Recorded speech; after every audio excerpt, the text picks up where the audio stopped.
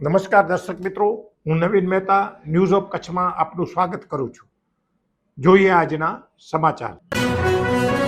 અખિલ કચ્છ મુસ્લિમ યુવા core committee દ્વારા કલેક્ટરને આવેદનપત્ર આપી સેડાતા પાસે આવેલ સેનેટરી વિસ્તારમાં થયેલ અથડામણની ઊંડાણપૂર્વક તપાસ કરવાની માંગ કરવામાં આવી।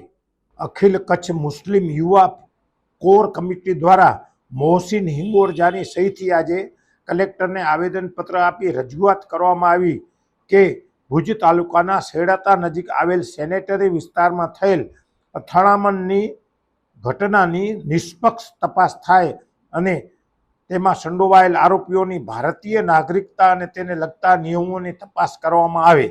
આ બાબતે કોર કમિટી તરફથી જણાવવામાં આવ્યું કે મારું નામ ઇકબાલ જજ છે। હું આજે મુસ્લિમ યુવા કોર કમિટી તરફથી રજૂઆત કરવા આવ્યા હતા કે એની સાથે સેડાતાના લોકો છે જે લોકો પ્રતાડિત થયા છે। મેન મુદ્દો એ છે કે કચ્છના જે લોકો છે એ લોકોને જે બહારથી આવેલા લોકો છે, બે જૂથની અથડામણ થઈ હતી ત્યારબાદ તે લોકોને એફઆઈઆરમાં જાણવા મળ્યું છે કે તે લોકો ખરેખર કચ્છવાસીઓ છે જ નહીં। તો ખરેખર ગંભીર મુદ્દો છે।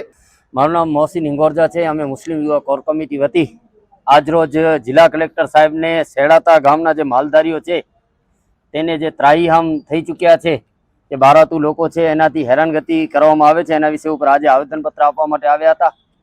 આ બનાવની સંપૂર્ણ હકીકત એવી છે કે ટૂંક સમય પહેલાં જ સેડાતા ગામમાં બે પક્ષો વચ્ચે અથડામણ થઈ હતી। જે અથડામણમાં પાછળથી જાણવા મળેલ કે જે માણસ સામેવાળા પક્ષવાળા છે એ સામેવાળા પક્ષમાં હકીકતના પાકિસ્તાની છે અને તેમનું મૂળ હાલે તેઓ રાજસ્થાનથી કચ્છ આવેલ છે અને ત્યાં જમીન દબાવી અને રહેઠાણ કરી રહ્યા છે અને સ્થાનિક લોકો સાથે ઝઘડા કરી રહ્યા છે। અને આપણે આ મેટરને હકીકતમાં ટૂંકમાં સમજાવવા જઈએ તો એવો છે કે સ્થાનિક ભારતીયોને પાકિસ્તાન લોકો મારી રહ્યા છે, પાકિસ્તાનના લોકો। અને દર્શક મિત્રો, આજે 18 મે આ હતા આજના સમાચાર। આવતીકાલે ફરીથી મળીશું, ત્યાં સુધી મને રજા આપશો। નમસ્કાર।